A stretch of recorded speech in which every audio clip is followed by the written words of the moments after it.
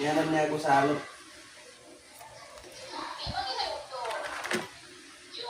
Magluto tag alimango. Sabi niya, punta tayo sa Baclaran, magsimba tayo. Kung gago ka, di ako Muslim ako. Mga Muslim na salot sa buong mundo.